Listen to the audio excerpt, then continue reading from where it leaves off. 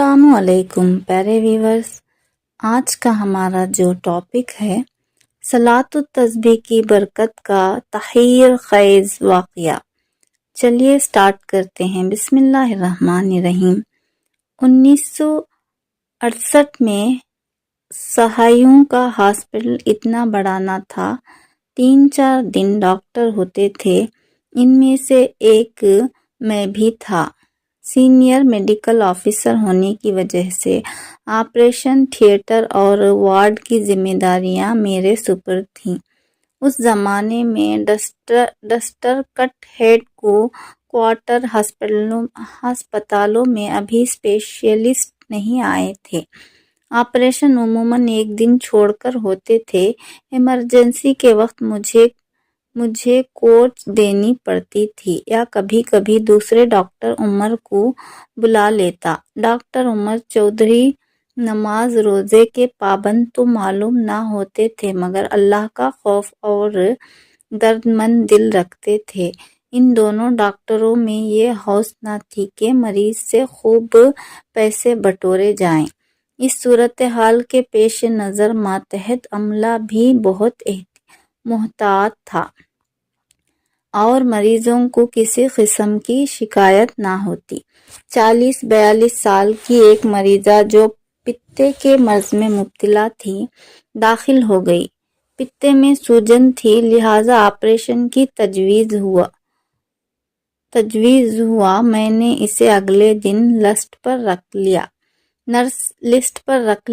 Nurse سے کہہ دیا کہ آج صبح مریض تیار کر کے تھیٹر بھیج دیں۔ تھیٹر میں عملے کی نگرانی میرے فرائض میں شامل تھی۔ ڈیوٹی نرس نے میرے کان میں کہا کہ مریضہ نے رات سونے کی گولی کھائی اور نہ انیما لگوایا۔ اس کے برعکس تمام رات اس نے مسلح پر بیٹھ کر گزاری۔ جب میں اس کے کمرے میں غصے سے گیا تو اس وقت بھی وہ جائے نماز پر بیٹھی تھی، مگر اس کے سامنے جاتے ہی معلوم نہیں میرا غصہ کیوں ٹھنڈا ہو گیا۔ میں نے اس کی بہن سے کہا کہ مریضہ کو لے آئیں۔ مریضہ نے دعا کے انداز میں چہرے پر ہاتھ پھیرے اور اٹھ کھڑی ہوئی۔ اس کے چہرے پر ایسی تابندگی اور بشاشت تھی جیسے تمام رات آرام سے سو کر اٹھی ہو۔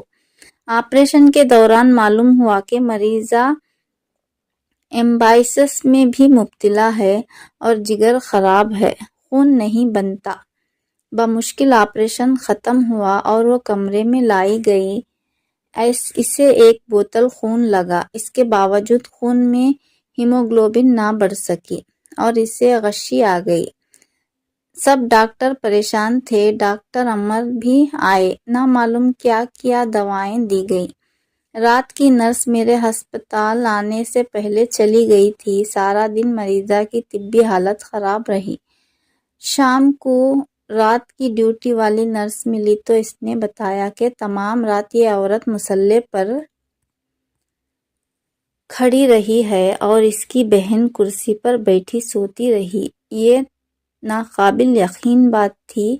میں نے اس کی بہن کو چپکے سے باہر بلا کر پوچھا تو اس نے بتایا بالکل غلط ہے، مریضہ بستر پر سو رہی تھی اور وہ کرسی پر، بلکہ وہ نرس کو جب بلانے گئی تو 4 بجے تھے اور نرس سو رہی تھی۔ دوسری رات 1:30 بجے میں کوٹھی سے اٹھ کر چپکے سے وارڈ میں گیا۔ نرس سو رہی تھی۔ میں نے اس مریضہ کے کمرے کی پشت پر کھڑکی سے جھانکا تو حیران رہ گیا۔ وہ مریضہ مسلح پر نیت باندھے کھڑی تھی۔ اندھیرے میں اس کا لہلا سا چہرہ نظر آ رہا تھا۔ میں خاصی دیر کھڑا رہا، وہ بھی کھڑی رہی۔ 10-15 منٹ کے بعد میں کوٹھی میں آ کر سو گیا۔ صبح ہسپتال آیا تو مریضہ کو بالکل ٹھیک ٹھاک بستر پر لیٹے پایا۔ میں نے تنہائی میں چپکے سے دریافت کیا کہ آپ کیوں اپنے اوپر ظلم کرتی ہیں؟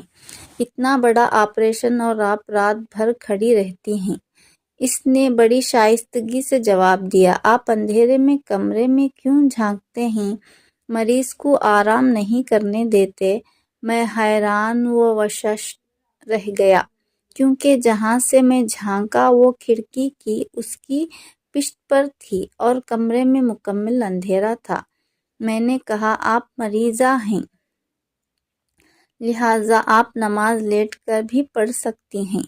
اس پر مریضہ نے جواب دیا کہ اس نے مجھے اور حیران کر دیا کہ نماز کے لیے وہ خود نہیں کھڑی ہوتی، رات میں اسے کوئی غیبی طاقت کھڑا رکھتی ہے، اور یہ عمل وہ گزشتہ 20 برس سے کر رہی ہے کہ وہ ہر جمعرات جمعے کی رات کو صلاۃ التسبیح پڑھتی ہے، اور اسے یقین ہے کہ اس کا یہ فعل بیماری پر کسی صورت اثر انداز نہیں ہوگا۔